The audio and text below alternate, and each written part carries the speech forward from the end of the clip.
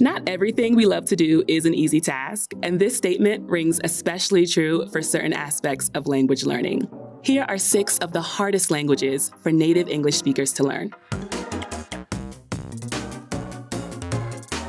But hey, even though they're hard, we're not ones to shy away from a challenge.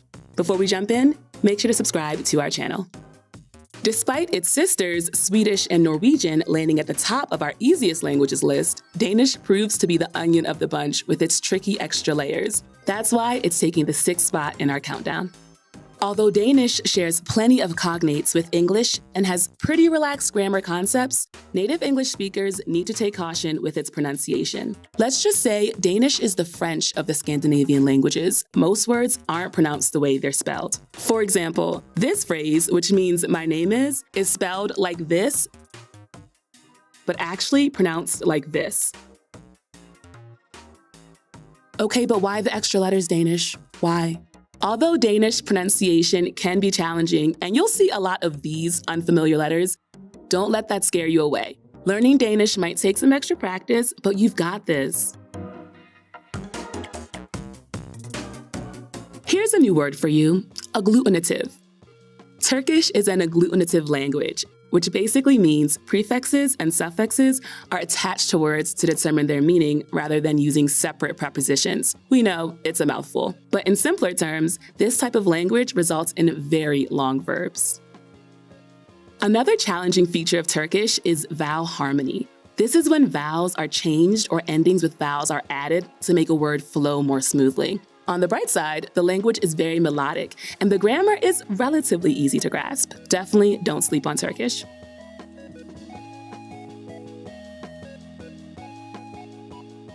Say privyet to number 4 on our list, Russian. A defining characteristic of Russian is the Cyrillic alphabet.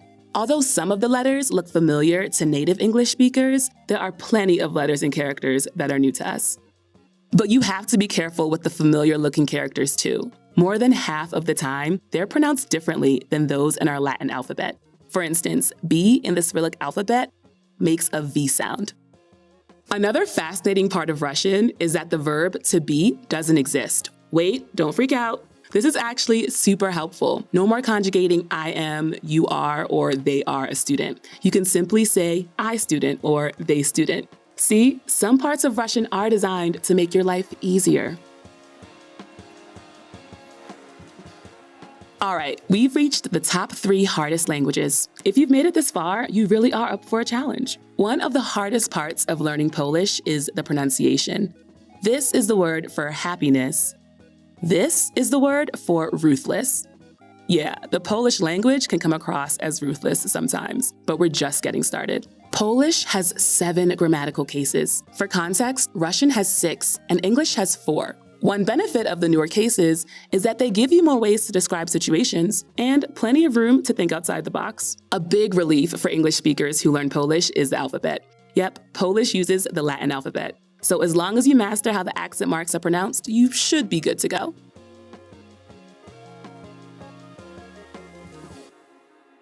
Although Arabic often requires native English speakers to reorganize our brains and the way we perceive language, it's an extremely important language.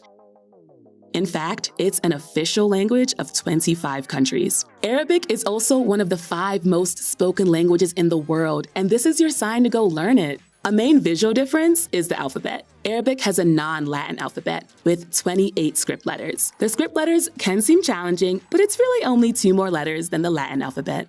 The thing that makes reading and writing in Arabic particularly challenging for beginners is the exclusion of most vowels in written words. Take a look at this word, which means office. It is written like this, even though it's pronounced like maktab. Arabic is also written from right to left instead of left to right, which takes some getting used to. Another thing to get used to are the sounds that don't exist in English, such as this letter, which is produced by bringing the base of the tongue to the back wall of the throat. Remember when you were a child and would create steam on the school bus window on a rainy day? It's kind of like that. These sounds might be unfamiliar, but hey, that's the beauty of learning a language.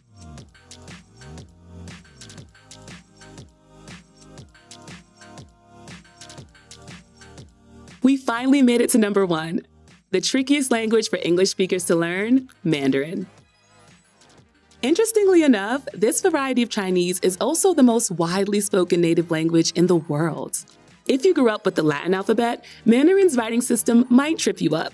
There are thousands of characters that need to be memorized when studying this language. Besides the characters, English speakers tend to struggle with the tonal nature of Mandarin.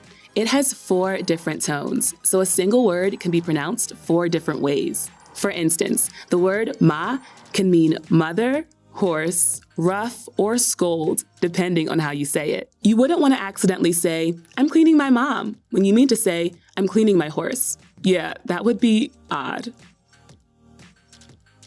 So, there you have it, the 6 hardest languages for English speakers to learn. They may be difficult, but the satisfaction of learning one will make it totally worth the effort. Which one are you gonna go for?